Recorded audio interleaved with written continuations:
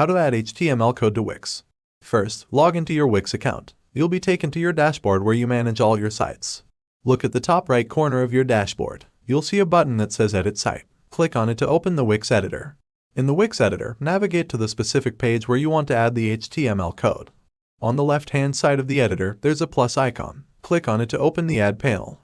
In the Add panel, hover your mouse over the section labeled Embed Code. Several options will appear. From the options that appear, click on Embed HTML. This will open a new box where you can enter your HTML code.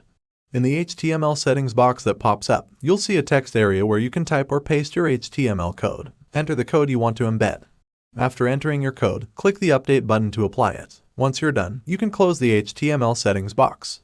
You can now see the output of your HTML code on your page. To fit it perfectly into your page layout, drag the corners or sides of the HTML element to resize it as needed.